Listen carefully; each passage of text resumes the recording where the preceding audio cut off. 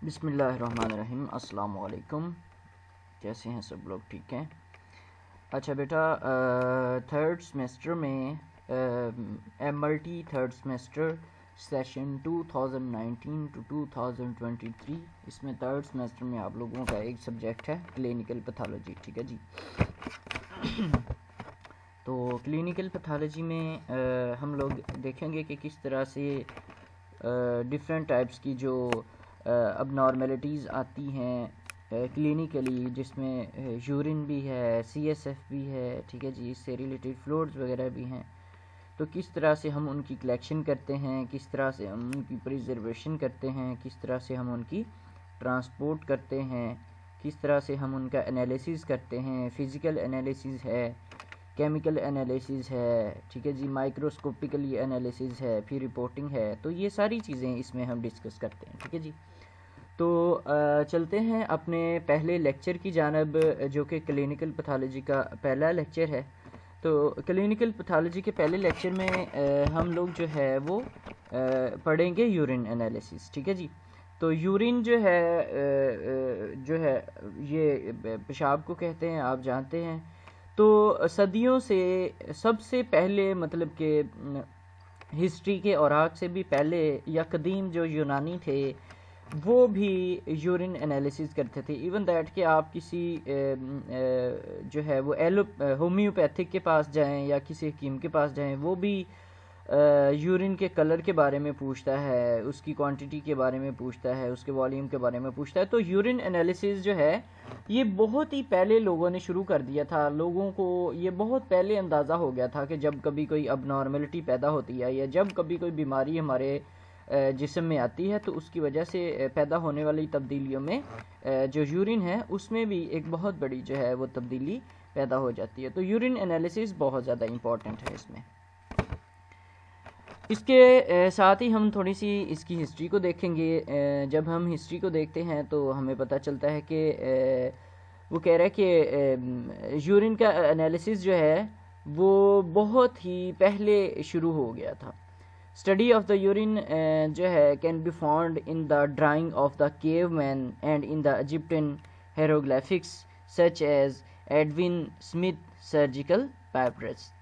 अच्छा बेटा, वो कह रहे कि अगर हम यूरिन की स्टडी को देखें तो जब इंसान गारों में रहता था उस वक्त से लेकर पुराने कदीम यूनानी जो है हेरोग्लिफिक्स जो है वो कहते हैं कि इसमें पुराने जो कदीम यूनानी जो राइटिंग थी ये होती थी, उसमें कुछ मतलब कि जानवरों की या इंसानों की कुछ तस्वीरें होती थीं और कुछ उसके अंदर जो है वो वर्ड्स होते थे। तो उसके मिलाकर जनाब वो अपनी लिखाई शिखाई करते थे। तो उस वक्त से लेकर मतलब कि पुराने कदीम जैसे कि फ़िरौन वगैरह के दौर से लेकर ही लोग यूरिन को एनालिसिस करना शुरू हो गए थे। तो इसकी जो पिक्चर्स हैं फिजिशियंस की, वो कह रहा है कि वो पुरानी जो पिक्चर्स हैं उसमें अगर देखें तो वो मोस्टली ब्लैडर शेप फ्लास्क जिसमें यूरिन है वो उनको बनाई हुई नज़र आती हैं हमें,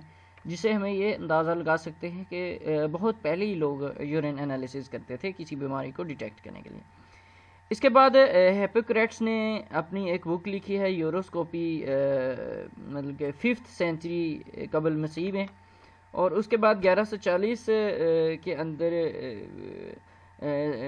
कलर जो है चार्ट डेवलप किया गया, मतलब कि डिफरेंट जो यूरिन का जो कलर है उसके हिसाब से चार्ट बनाया गया कि इस बीमारी में या ये जो कलर है, जैसे कि आजकल स्ट्रिप्स हैं उसमें कलर मैचिंग करते, तो उन्होंने भी बहुत पहले 1140 के अंदर ही ये चार्ट बना लिया था, जिसमें जो 20 मुख्तलिफ किस्म के कलर्स उन्होंने दिखाए थे जो कि मुख्तलिफ बीमारियों के साथ उन्होंने उसको रिलेट किया था।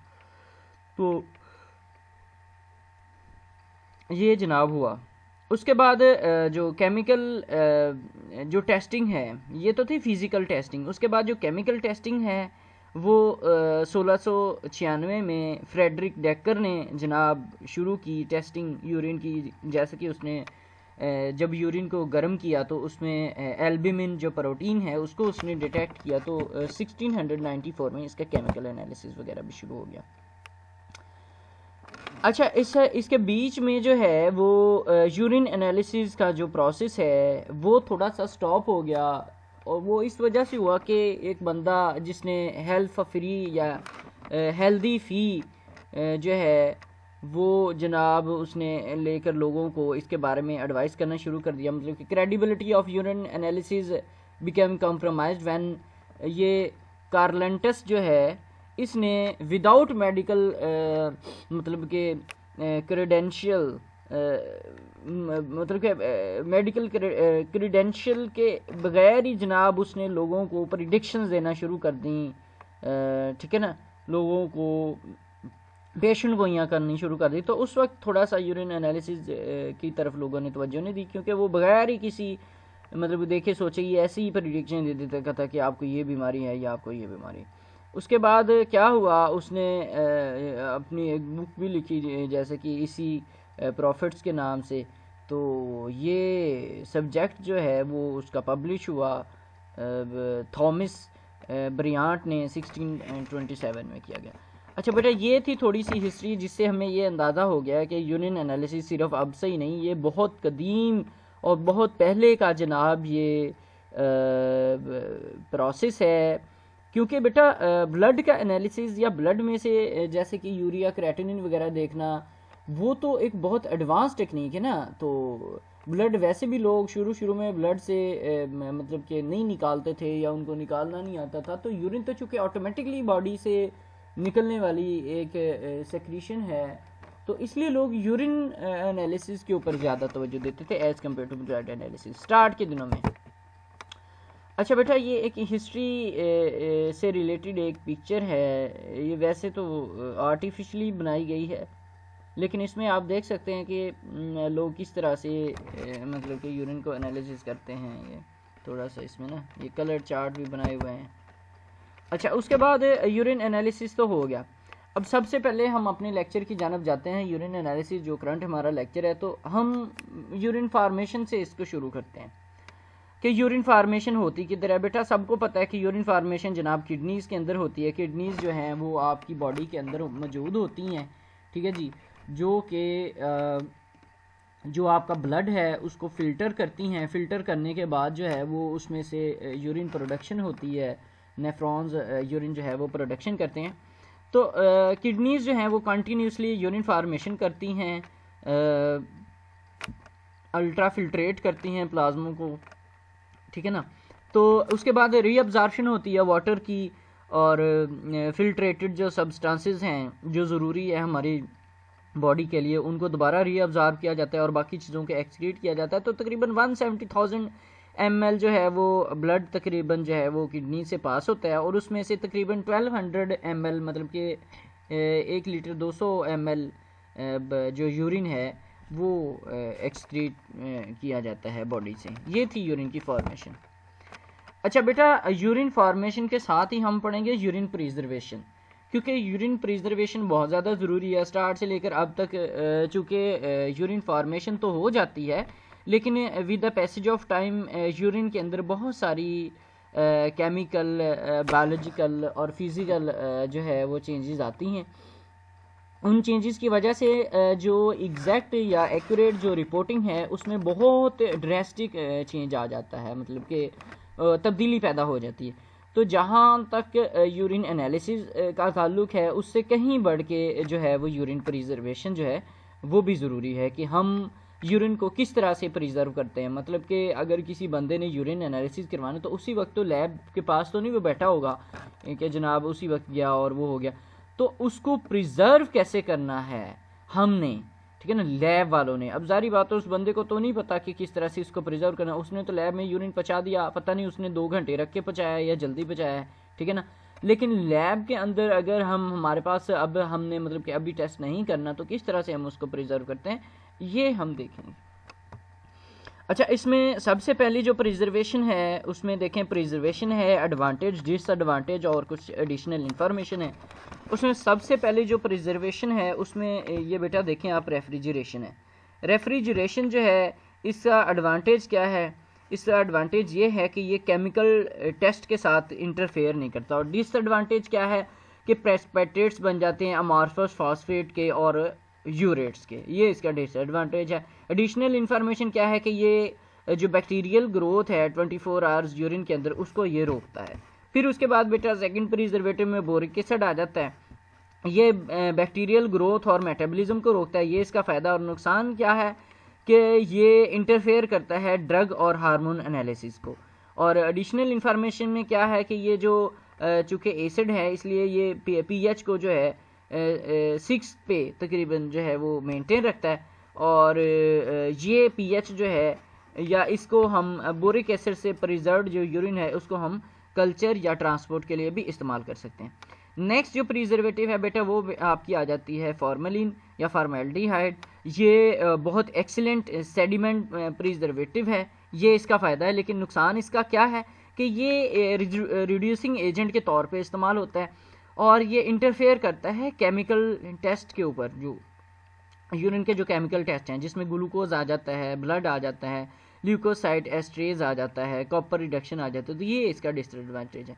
एडिशनल इंफॉर्मेशन में क्या है उसमें ये देखें कि रिन specimen container with formalin to preserve the cells and cast, मतलब कि हम अगर सेल और कास्ट को प्रिजर्व करना चाहते हैं तो हम जो स्पेसिमन कंटेनर है उसको हम रिंस करके उसको प्रिजर्व कर सकते हैं।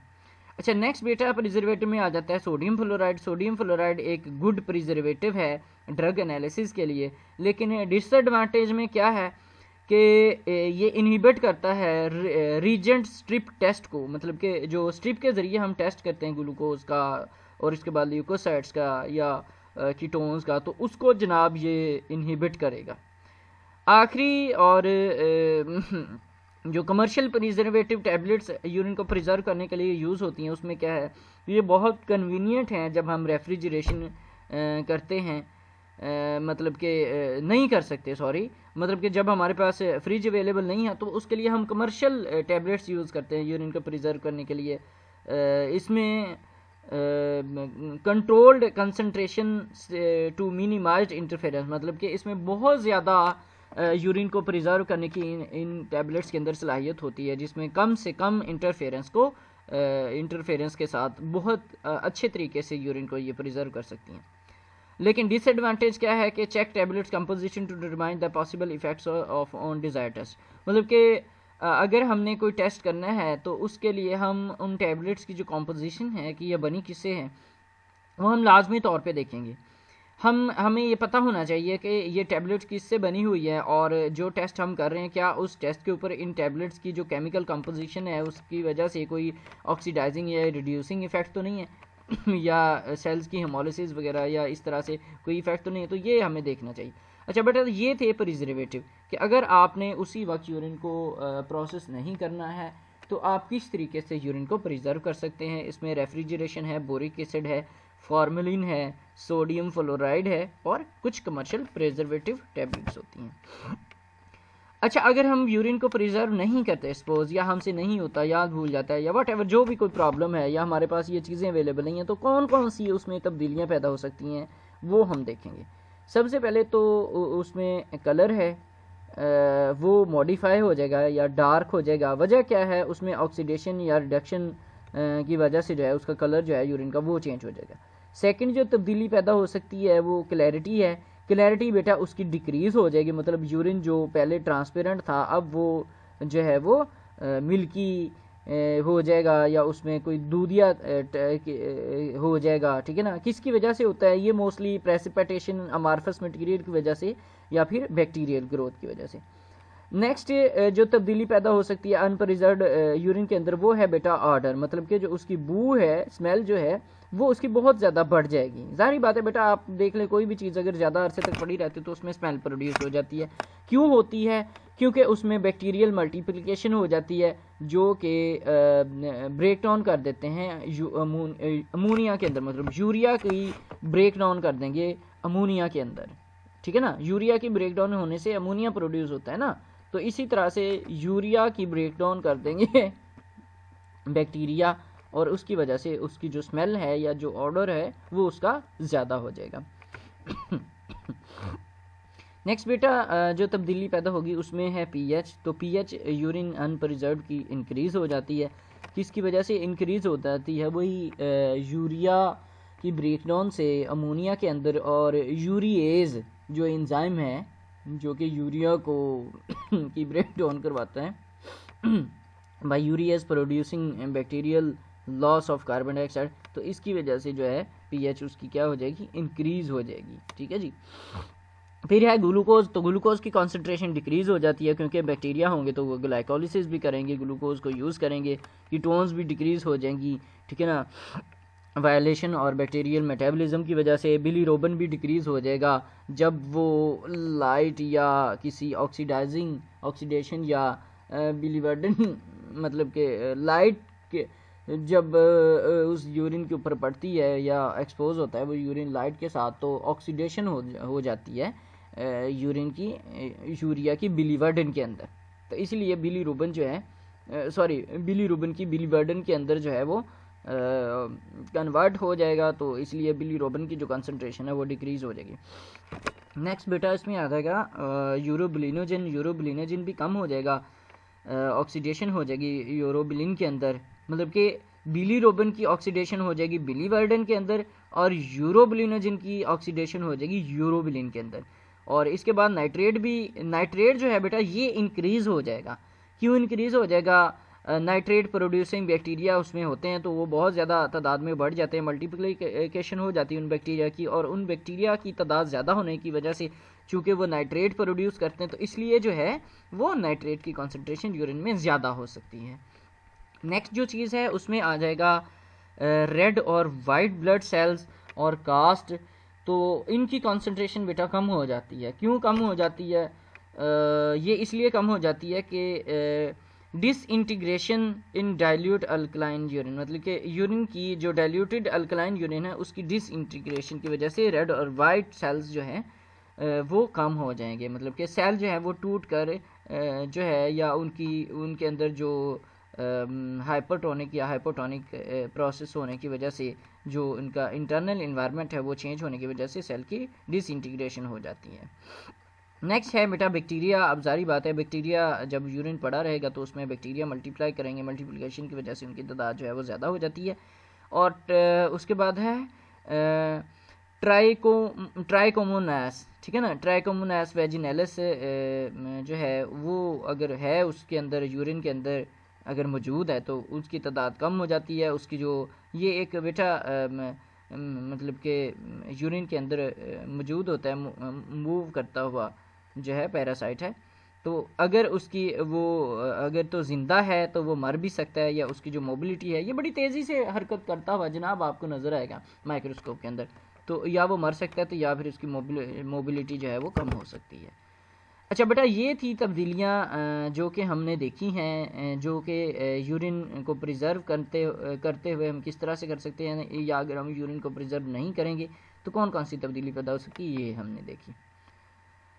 उसके बाद हम चलते हैं कि एक्चुअल में यूरिन की जो करैक्टरिस्टिक्स हैं, जो उसकी खसूसियात हैं वो कैसी हैं, कैसा होता है, क्या क्या चीज़ें उसमें होती हैं, किन किन चीज़ों को हमने देखना है, ये हम डिस्कस करेंगे। तो करैक्टरिस्टिक्स में सबसे पहले हम फिजियोकेमिकल करैक्टरिस्टिक्स को देखेंगे, जिसमें अगर ड्राई वेट देखें तो वो उसका 55 से 70 ग्राम्स पर 24 आवर यूरिन होता है। ऑस्मोलैलिटी हम देखें तो 38 से 1400 मिली ऑस्मोल पर किलोग्राम वाटर जो है उसमें होगी। तो पीएच हम अगर देखें तो नॉर्मली यूरिन की 4.6 से 8 और मेंस के अंदर जो है वो मीन जो है इसका 6.1, मतलब कि एवरेज जो है वो 4.6 से 8 की जो मीन है वो 6.1 तक होती है। अच्छा फिर उसके बाद है स्पेसिफिक ग्रेविटी। स्पेसिफिक ग्रेविटी की जब हम बात करते हैं तो उसमें जो नियोनेट्स हैं उसमें 1.012 है, इन्फेंट्स के अंदर 1.002 से लेकर 1.006 और अडल्ट के अंदर 1.003 से लेकर 1.030 तक होती है। फिर हम अगर बात करें वॉल्यूम की तो जो वॉल्यूम है वो नियोनेट्स में पर डे के हिसाब से 30 to 60 ml है, और 10 to 60 डेज़ के जो बच्चे होते हैं उनमें 250 से 450 ml है। 6 to 365 डेज़ का जो है वो 400 से लेकर 500 ml तक होता है। अच्छा चिल्ड्रन की जब हम बात करें तो 1 से 3 साल के बच्चों में 500 से 600 ml, 3 से 5 साल के बच्चों में जो है वो 600 से 700 ml, 5 से 8 साल के बच्चों में 650 से 1000 ml तक एवरेज, और 8 से 14 साल के बच्चों में जो है वो 800 से 1400 ml एवरेज है। अडल्ट की जब हम बात करें तो उनमें 600 से 2500 ml तक, या एवरेज उसमें 1200 ml पर डे। अच्छा बेटा, ये जो वॉल्यूम है ना, इसकी ये एवरेज उन्होंने बताई हुई है, ये कोई इसमें मतलब कि बिल्कुल ही यही वैल्यूज़ नहीं होती। आपको पता है कि यूरिन का जो वॉल्यूम है वो पानी पीने से बढ़ जाता है और पानी ना पीने से कम हो जाता है। इसके अलावा गर्मियों सर्दियों का भी हिसाब होता है। गर्मियों में ज़्यादा जो है रीअब्जॉर्प्शन होती है यूरिन की और लेस यूरिन एक्सक्रीट होता है, और सर्दी में चूँकि माहौल या टेम्परेचर ठीक होता है और हम यूरिन ज़्यादा एक्सक्रीट करते हैं, तो ये थोड़ा सा उसके हिसाब से भी फ़र्क है। उसके बाद बेटा हम देखेंगे कि कौन कौन से कॉन्स्टिट्यूएंट्स होते हैं 24 आवर्स के अंदर जो कि यूरिन में पाए जाते हैं। तो इसमें हम दो चीज़ें देखेंगे, एक है इनऑर्गेनिक कॉन्स्टिट्यूएंट्स और एक है ऑर्गेनिक कॉन्स्टिट्यूएंट्स। ऑर्गेनिक और इनऑर्गेनिक आपको बहुत अच्छे से पता है, ठीक है जी। तो इसमें सबसे पहले है आयरन। आयरन जो है वो कितना होना चाहिए, 0.06 से लेकर 0.1 मिलीग्राम्स तक होना चाहिए। क्लोराइड्स उसमें मतलब कि 6 ग्राम्स ऑन यूजुअल डाइट, मतलब से वैसे तो 4 से 10 तक हो सकते हैं। और सोडियम इसमें 4 ग्राम ऑन यूजुअल डाइट। फॉस्फेट इसमें 0.8 से 1.3 ग्राम ऑन यूजुअल डाइट। सल्फर इसमें 2 ग्राम और कैल्शियम इसमें लेस देन 150 मिलीग्राम्स होना चाहिए। जब हम ऑर्गेनिक कॉन्स्टिट्यूएंट्स की बात करते हैं पर 24 आवर्स के अंदर, तो उसमें हम अगर नाइट्रोजीनियस टोटल देखेंगे, ठीक है ना, मतलब कि नाइट्रोजन या उससे रिलेटेड देखेंगे, तो नाइट्रोजीनियस टोटल में 25 से 35 ग्राम्स होना चाहिए। ये बेटा हम 24 आवर्स की बात करें कि 24 घंटे की यूरिन में जितनी कंसंट्रेशन होनी चाहिए, ये ज़रा आपने थोड़ा सा गौर करना। इसमें यूरिया 150 से 30 ग्राम होना चाहिए, क्रेटिनिन 1.4 मतलब 1 से 1.8 ग्राम्स तक, अमोनिया इसमें 0.7, ठीक है ना, 0.3 से 1 ग्राम्स तक, यूरिक एसिड इसमें 0.45 से 0.3-0.6 ग्राम्स। उसके बाद प्रोटीन है जिसमें एल्बुमिन आ जाती है, वो 0 से 1 ग्राम तक होनी चाहिए। क्रिएटिनिन चिल्ड्रन में 10 से 50 मिलीग्राम, ठीक है ना, होनी चाहिए। जारी बात है ये ज़्यादातर एक्सक्रीट होती है जब मतलब कि मसल्स की टूटते हैं, ठीक है ना। उसके बाद ग्लूकोज फास्टिंग में 2 से 20 मिलीग्राम परसेंटेज इसकी होती है। डायबिटिक पेशेंट्स के अंदर ज़्यादा भी हो सकती है। अमाइलेज जो कि एंजाइम है डायस्टेज, वो 40 से 260 यूनिट्स पर आवर्स के हिसाब से इसमें होने चाहिए। उसके बाद बेटा कुछ सेल्स हैं, सेल्स और कास्ट हैं, तो उनमें RBCs up to 1 million per day, या फिर फीमेल्स में इससे ज़्यादा भी हो सकते हैं। मीन इसका 130,000 पर डे है। कास्ट के अंदर अगर हम बात करें तो हाइलिन कास्ट और ओकेजनली ग्रैन्युलर कास्ट आ जाती है, तो इसमें अप टू 5000 पर डे की रेंज में होने चाहिए, या इसका मीन लें तो 2000 पर डे के हिसाब से। Leukocytes up to 5 million per hour or more in the females. और अगर हम एवरेज की बात करें, मीन की बात करें, तो 108,000 पर आवर, फीमेल के अंदर 28,000 पर आवर, और ठीक है ना, इसके अंदर होने चाहिए।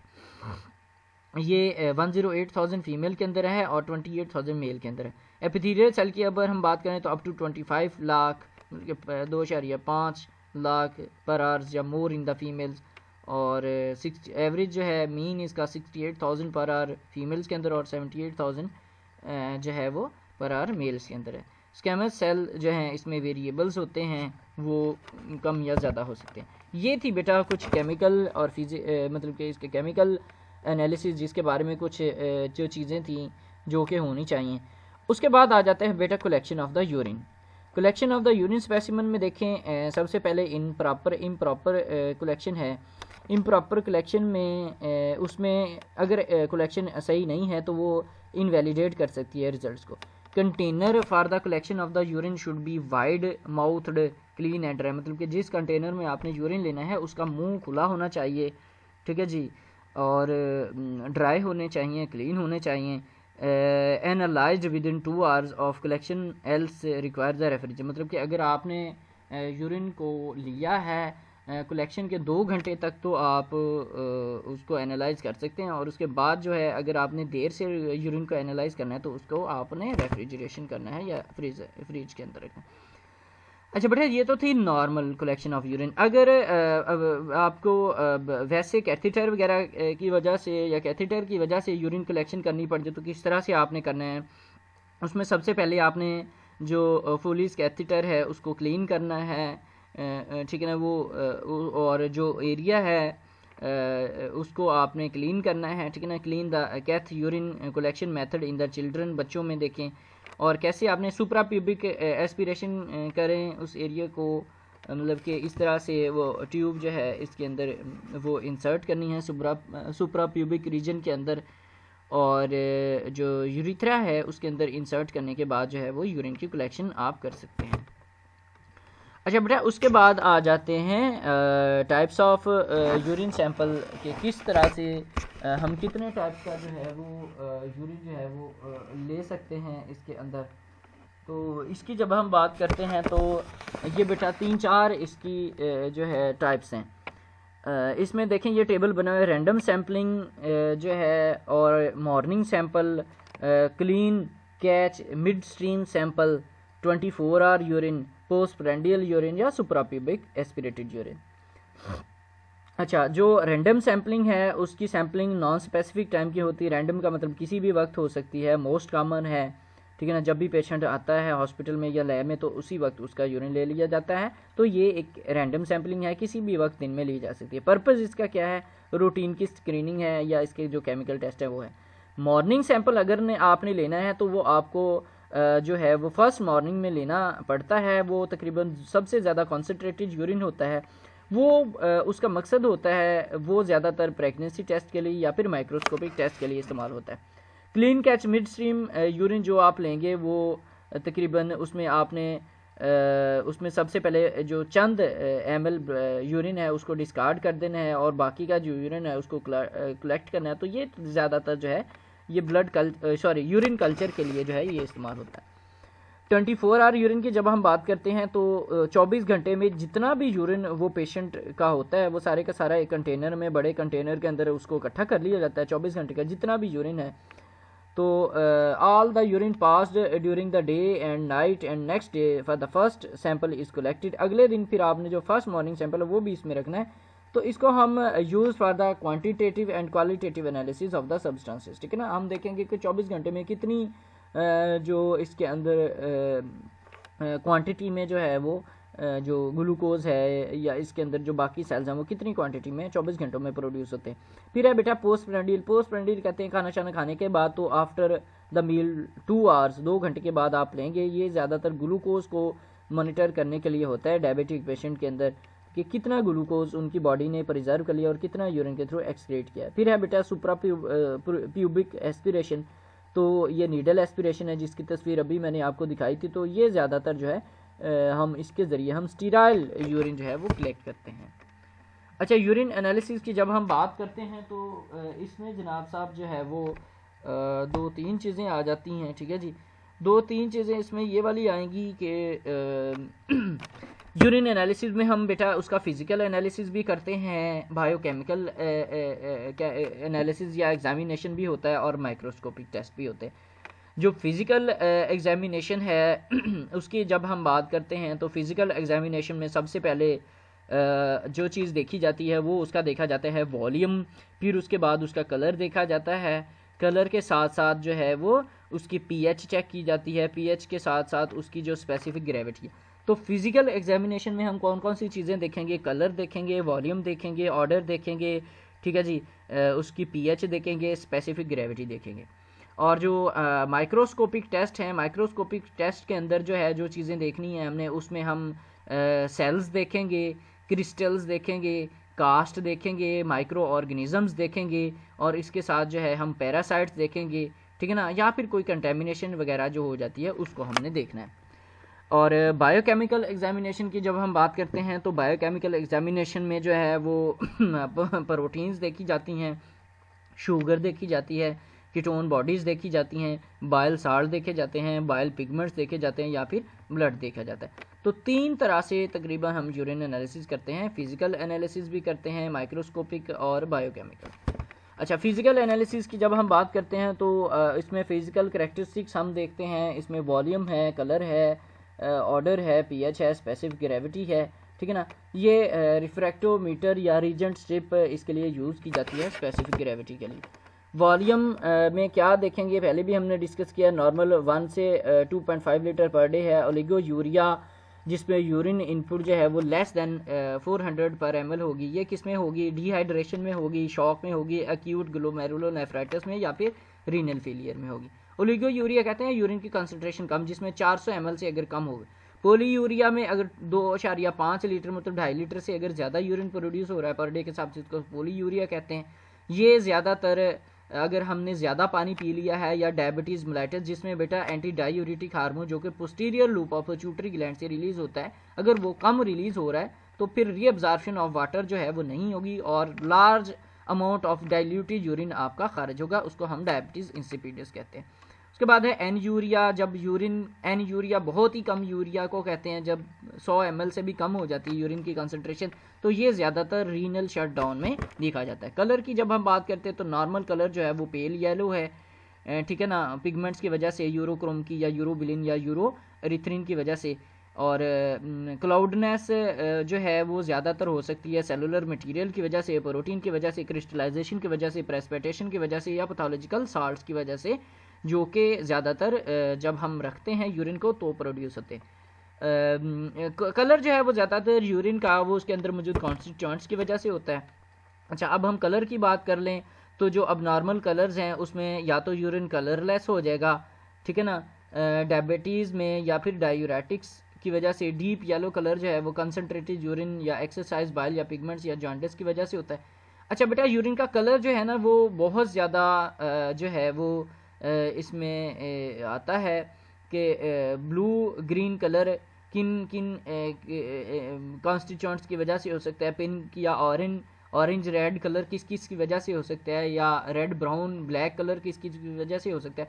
ब्लू ग्रीन जो है उसमें मेथाइलिन ब्लू की वजह से हो सकता है, सूडोमोनास की वजह से हो सकता है, राइबोफ्लेविन की वजह से हो सकता है।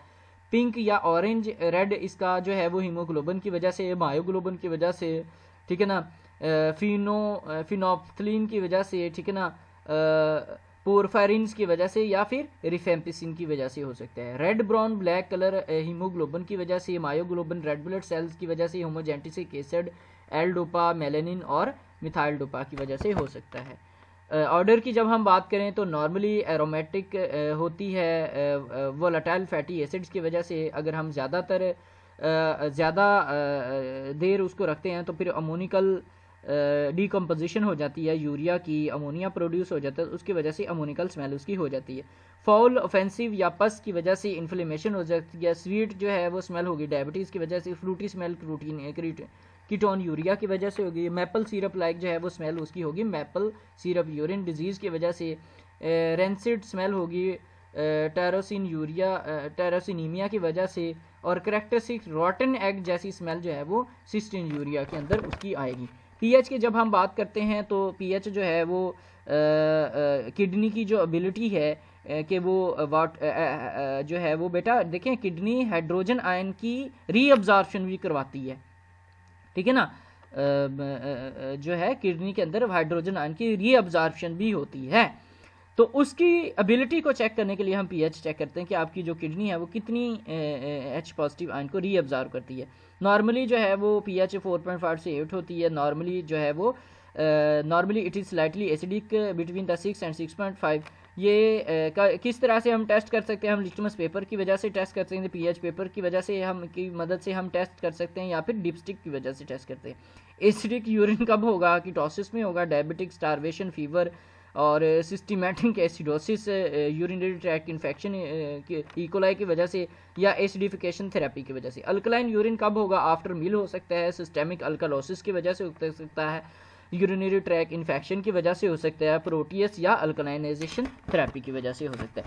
अच्छा, फिर हम बात करते हैं स्पेसिफिक ग्रेविटी। तो it is the measurement of urine density which reflects the ability of the kidney to concentrate or dilute the urine relative to the plasma which is filter. अच्छा बेटा, अब किडनी की ये एबिलिटी कि वो plasma की निस्बत यूरिन को ज़्यादा गाढ़ा करता है या कम गाढ़ा करता है, ये है उसकी स्पेसिफिक ग्रेविटी। इस मकसद के लिए हम यूरिनोमीटर ले सकते हैं, या फिर रिफ्रैक्टोमीटर की वजह से, या फिर डिप्स्टिक की मदद से उसकी स्पेसिफिक ग्रेविटी को देख सकते हैं। नॉर्मल जो स्पेसिफिक ग्रेविटी है 1.001 से 1.040 तक होती है। इंक्रीज स्पेसिफिक ग्रेविटी कब होगी? जब वाटर हम कम लेंगे, डायबिटीज़ मेलाइटिस होगी, एल्बुमिन यूरिया होगा, या एक्यूट नेफ्राइटिस होगी। डिक्रीज स्पेसिफिक ग्रेविटी जो है वो एब्सेंस ऑफ एडीएच, जारी बात है जब एंटी यूरिटिक हार्मोन रिलीज नहीं होगा तो large amount of diluted urine excrete होगा, तो स्पेसिफिक ग्रेविटी भी उसकी कम हो जाएगी, या फिर रीनल ट्यूबुलर डैमेज के अंदर स्पेसिफिक ग्रेविटी जो है वो कम हो सकती है। अच्छा बेटा, यही इसके बाद इसका केमिकल एनालिसिस भी है, लेकिन इसके साथ ही जो है आज का हमारा लेक्चर जो है वो ख़त्म होता है। नेक्स्ट लेक्चर में हम इसका केमिकल एनालिसिस, माइक्रोस्कोपिक एनालिसिस और मज़ीद चीज़ें हम पढ़ेंगे। इसमें अगर किसी को कोई बात समझ नहीं आई तो वो पूछ सकता है। आई होप सो कि I did my best to prepare this lecture. Thank you so much.